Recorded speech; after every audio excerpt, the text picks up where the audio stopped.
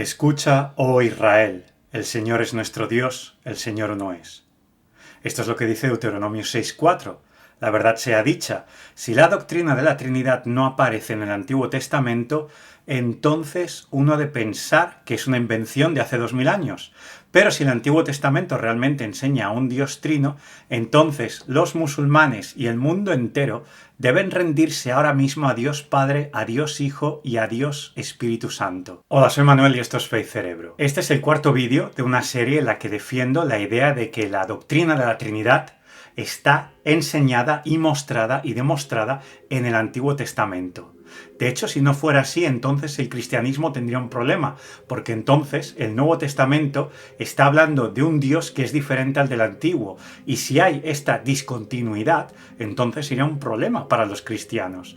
Pero, de lo que voy a hablar y lo que hago en esta serie es precisamente demostrar que hay esta continuidad, porque el Antiguo Testamento nos muestra a un Dios trino. Y en esta serie empiezo desde el libro de Génesis demostrando cómo Dios se revela a sí mismo siendo un Dios, pero en varias personas, siendo cada una de estas personas totalmente Dios. Y esto bajo la lupa de Deuteronomio 6:4, al cual llegaremos en su momento. Vamos en orden: Génesis, Éxodo, etc., hasta llegar al Shema, Deuteronomio 6:4. Y como digo, el objetivo de esta serie de vídeos es demostrarte que Dios en el Antiguo Testamento se revela en tres personas. Normalmente una de las personas es identificada como simplemente Yahweh o Yahweh Dios, el Señor Dios o el Señor.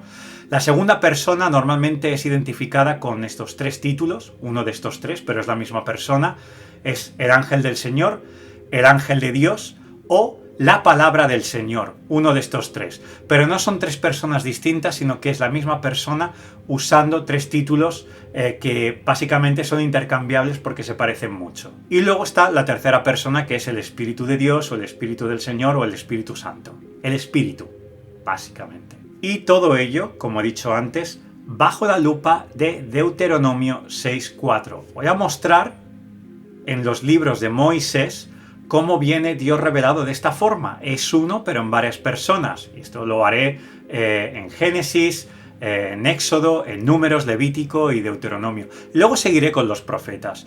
Pero básicamente, como es a través de Moisés que podemos conocer esa declaración, el Shema, en Deuteronomio 6:4, no podemos separar la declaración del Shema del resto de libros de Moisés. Entonces tenemos que ver también lo que significa Dios es uno, no solo a través de Deuteronomio 6:4, que también a través de Deuteronomio 6:4, sino también incluyendo Génesis, Éxodo, Números, Levítico y luego pues Deuteronomio. Y para que no te quede ninguna duda, cuando antes me he referido a que una de las tres personas tiene tres títulos diferentes, es decir, el ángel de Dios, el ángel del Señor o la palabra del Señor, esto es algo que explicaré más adelante en este vídeo para que te quede claro y para que lo veas bien claro y así lo puedas identificar y sepas también el porqué de estos tres títulos. Y te recuerdo que además de esto, te adjunto un link aquí arriba, lo puedes ver aquí arriba, es un link a un vídeo en el cual hablo de la Trinidad y hablo de forma más metafísica y explico por qué Dios tiene que ser trino, porque para ser amor, para ser perfección y para ser humildad, tiene que ser tres personas en uno. Lo puedes ver. Y ahora voy al contenido de este vídeo, al contenido en cuestión. Hasta ahora, en esta serie que estoy haciendo del libro de Génesis, he hablado de Dios, cómo se le aparece a Abraham, cómo se le aparece a Isaac, cómo este Dios es un Dios trino, y hablo de la Trinidad en estos contextos, en la vida de Abraham, en la vida de Isaac, y también un poco hablo de esto en los principios de la vida de Jacob, hasta que Dios se le aparece a Jacob en Betel, y bueno, he hablado un poco de la pelea del ángel de Dios, que es Dios, con Jacob, y en este vídeo lo que voy a hacer es seguir con la vida de Jacob, voy a continuar con la vida de José y voy a cerrar el libro de Génesis. Y esto lo voy a hacer en tres partes. Voy a explicar la Trinidad en la vida de Jacob, José, en tres partes, y voy a empezar con la primera parte. La primera está en Génesis 48. Mi último vídeo de esta serie termina con el encuentro de Dios con Jacob en Betel y la vida de Jacob con Labán. Bien, la vida de Jacob sigue y no lo pasa bien con Labán, que se aprovecha mucho de Jacob porque Jacob trabaja para él y ve que Dios está con Jacob y esos son beneficios para Labán. Labán lo engaña varias veces para retener a Jacob, le cambia el sueldo y bueno, lo dicho, Jacob lo pasa realmente mal. Luego sucede lo de José, que lo da por muerto por muchos años, pero luego sabe que está vivo y va a Egipto a verlo. Jacob es muy mayor y antes de morir quiere dar su bendición a sus hijos, y esto aparece en Génesis 48, versículos del 1 al 5, que dice así: Y sucedió que después de estas cosas le dijeron a José: He aquí, tu padre está enfermo. Y él tomó consigo a sus dos hijos, Manasés y Efraín. Cuando se le avisó a Jacob diciendo: He aquí, tu hijo José ha venido a ti, Israel hizo un esfuerzo y se sentó en la cama. Entonces Jacob dijo a José: El Dios Todopoderoso se me apareció en Luz, en la tierra de Canaán. Me bendijo y me dijo: He aquí, yo te haré fecundo y te multiplicaré, y haré de ti multitud de pueblos, y daré esta tierra a tu descendencia después de ti en posesión perpetua. Y pregunta: ¿y cuándo ocurrió que Dios se le apareció a Jacob y le dijo todas estas cosas?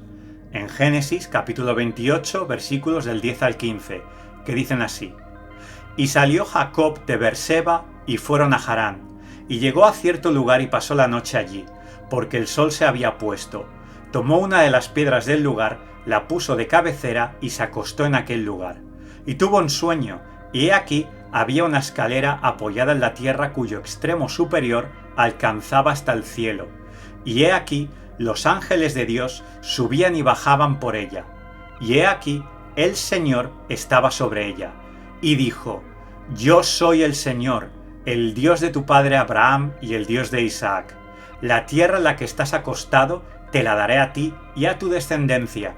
También tu descendencia será como el polvo de la tierra y te extenderás hacia el occidente y hacia el oriente, hacia el norte y hacia el sur. Y en ti y en tu simiente serán bendecidas todas las familias de la tierra. He aquí yo estoy contigo y te guardaré por donde quiera que vayas y te haré volver a esta tierra, porque no te dejaré hasta que haya hecho lo que te he prometido. Y bien, podemos estar muy seguros de ello, porque como has visto, esto sucedió en un lugar llamado Luz. Y este texto, si sigues leyendo hasta el versículo 19, dice: Y a aquel lugar le puso el nombre de Betel, aunque anteriormente el nombre de la ciudad había sido Luz. Y dicho esto, Génesis 48 sigue, y cuando vamos a los versículos 15 y 16, podemos leer la siguiente bendición de Jacob a José. Y bendijo a José y dijo: El Dios delante de quien anduvieron mis padres Abraham e Isaac, el Dios que ha sido mi pastor toda mi vida hasta este día, el ángel que me ha rescatado de todo mal, bendiga a estos muchachos, y viva en ellos mi nombre y el nombre de mis padres Abraham e Isaac, y crezcan para ser multitud en medio de la tierra. Bien, con respecto a esta bendición. Primero, Jacob está identificando a Dios como el Dios con el que anduvieron Abraham e Isaac. También lo identifica como su pastor, y luego lo identifica como el ángel que le ha rescatado de todo mal, quien a su vez es capaz de bendecir las vidas de Efraín y Manasés. Es decir, es capaz de estar bendiciendo a varias personas a la vez en distintos lugares, y para ello ha de ser omnisciente, omnipresente y omnipotente. Es interesante porque la bendición no distingue de quién viene, si del término Dios o el término ángel. Sin embargo, cuando dice que me ha rescatado de todo mal, usa el singular y no el plural, haciendo de los dos, Dios y el ángel, el mismo ser en función. Jacob no habla de Dios y el ángel, sino que cuando habla de Dios habla del ángel, sin cambio de interlocución en el texto. Recuerda además que las bendiciones tratan sobre la fecundidad de unos individuos, es decir, Jacob espera que el ángel sea capaz de multiplicar la descendencia de estos muchachos. Pero ¿quién puede dar vida sino Dios? Es más, ¿quién ha rescatado a Jacob de todos sus problemas? Cuando miras la vida de Jacob, quien aparece en su ayuda es Dios. Esto lo puedes ver en todos los vídeos que he hecho hasta ahora. Pero si esto no te fuera suficiente, tenemos otro suceso en el que Jacob identifica al ángel del Señor como a Yahweh mismo. En Génesis capítulos 30 y 31 se puede ver una tensión entre Jacob y Labán. Como he dicho antes, Labán se aprovechó mucho de Jacob durante mucho tiempo y lo explotó laboralmente hablando. Jacob quiere irse de Labán, Labán insiste en que se quede, llegan a un acuerdo, pero Jacob prospera más que Labán. Los hijos de Labán empiezan a esparcir rumores en los que asumían que la prosperidad de Jacob es porque le había robado a Labán. Entonces, Yahweh, el Señor, visita a Jacob en un sueño, en Génesis 31, versículo 3, y le dice esto: Entonces el Señor dijo a Jacob: Vuelve a la tierra de tus padres y a tus familiares, y yo estaré contigo. Entonces Jacob llama a Raquel y Lea y les cuenta las tensiones con Labán y les explica el sueño en el que se le apareció Dios de forma más expandida en Génesis capítulo 31, versículos que van del 11 al 13, que dicen así: Entonces el ángel de Dios me dijo en el sueño: Jacob, y yo respondí: heme aquí, y él dijo: Levanta ahora los ojos y ve que todos los machos cabríos que están cubriendo las hembras son rayados, moteados y abigarrados, pues yo he visto todo lo que Labán te ha hecho. Yo soy el Dios de Betel, donde tú ungiste un pilar, donde me hiciste un voto. Levántate ahora, sal de esta tierra y vuelve a la tierra donde naciste. ¿Está claro? Entonces el ángel de Dios me dijo en el sueño. Y luego el ángel dice: yo soy el Dios de Betel. Acuérdate hace un momento cuando he leído Génesis 48 y has podido ver que quien se le aparece a Jacob es el Señor, es decir, Yahweh. Te recuerdo el versículo 13. Y he aquí, el Señor estaba sobre ella y dijo: yo soy el Señor, Yahweh, el Dios de tu padre Abraham y el de Isaac. Es decir, Jacob está identificando al Señor, el Dios de Abraham e Isaac, como el ángel de Dios o el ángel del Señor. Todo esto que te acabo de explicar, ya sea el ángel del Señor o el ser conocido como la palabra del Señor, identificándose con el nombre de Yahweh y teniendo las prerrogativas que solo a Dios le pertenecen, como el crear vida, bendiciendo la descendencia de alguien, protegiendo a un pueblo, siendo omnisciente y omnipresente, siendo juez que recompensa con el bien a los que han hecho el bien y con mal a los que han hecho el mal, no es nuevo. Mira lo que dice Génesis, capítulo 15, versículos del 1 al 11. Después de estas cosas, la palabra del Señor vino a Abraham en visión, diciendo: no temas, Abraham, yo soy un escudo para ti, tu recompensa será muy grande. Y Abraham dijo: oh Señor Dios, ¿qué me darás? Puesto que yo estoy sin hijos, y el heredero de mi casa es Eliezer de Damasco. Dijo además Abraham: he aquí, no me has dado descendencia, y uno nacido en mi casa es mi heredero.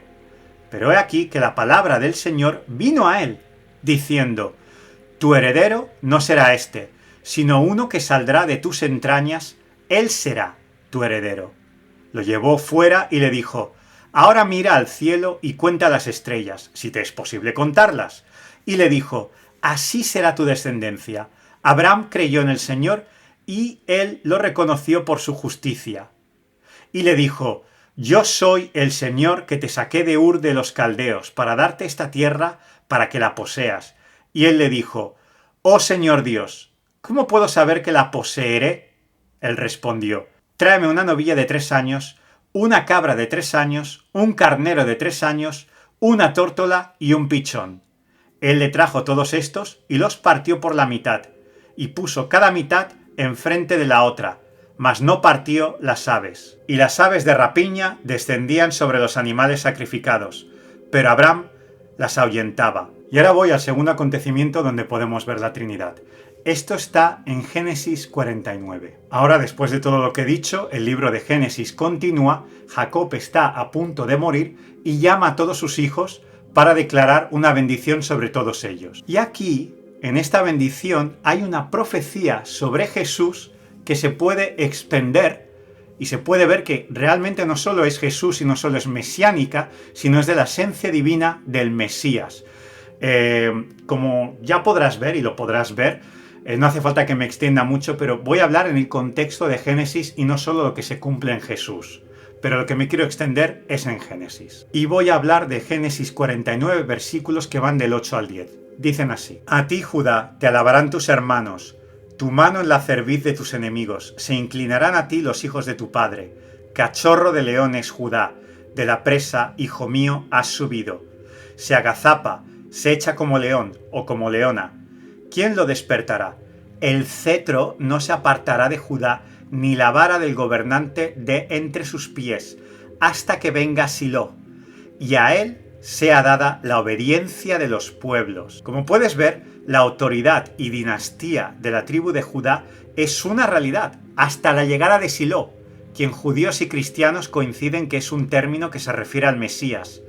Silo vendrá de la tribu de Judá, y cuando él venga, el rol especial de Israel se habrá terminado, y todos los pueblos de la tierra serán igual de bendecidos, podrán entrar en un pacto de obediencia a Dios.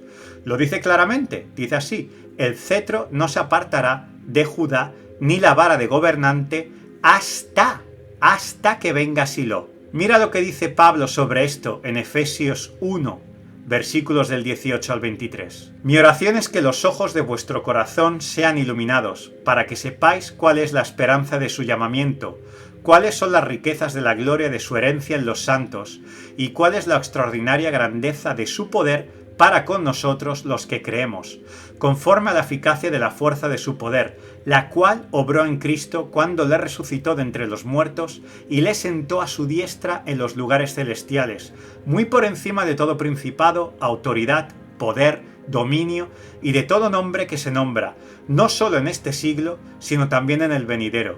Y todo sometió bajo sus pies. A él lo dio por cabeza sobre todas las cosas a la Iglesia, la cual es su cuerpo, la plenitud de aquel que lo llena todo en todo.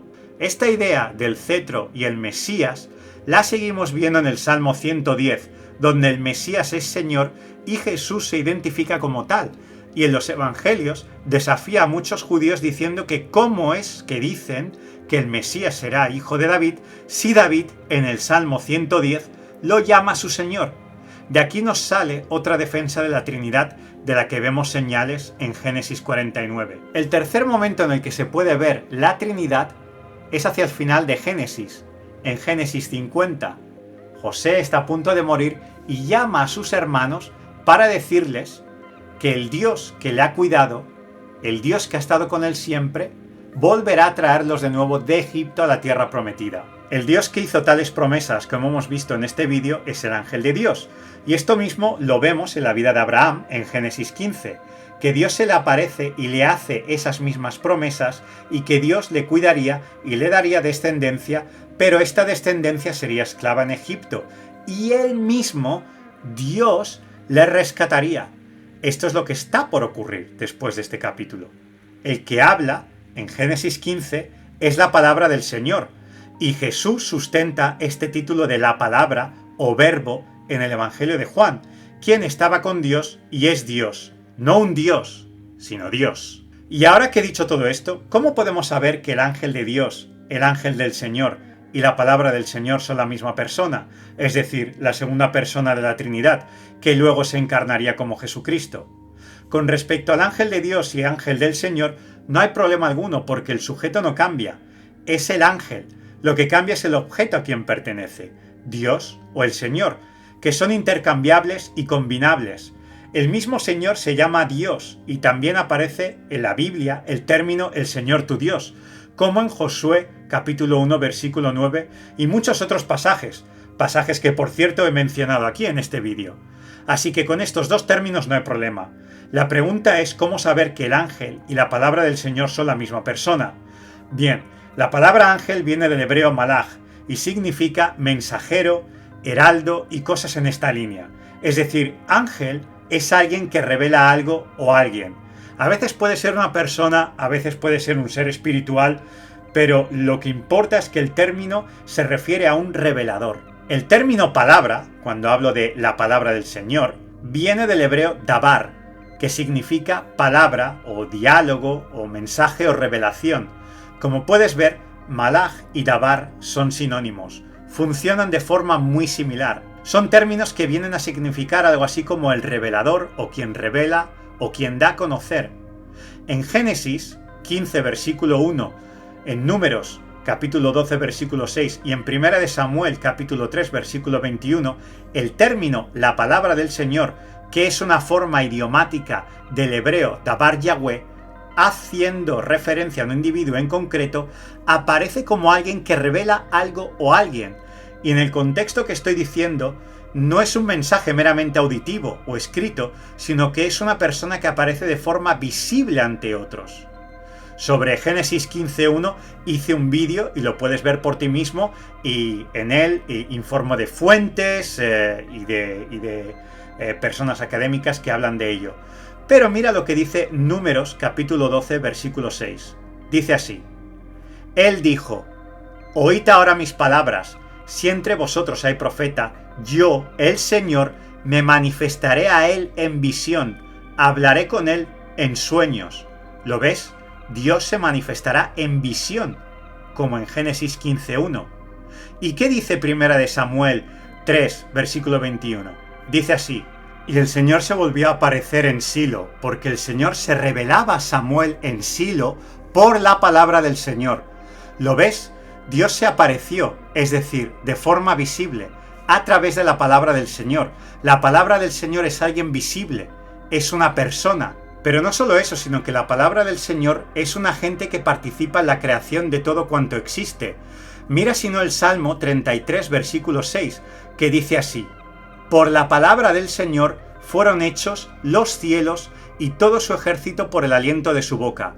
Esto es importante porque lo que tenemos aquí es otra vez la fórmula idiomática Dabar Yahweh, refiriéndose a una persona o un título. Es más, cuando dice el término la palabra, es singular.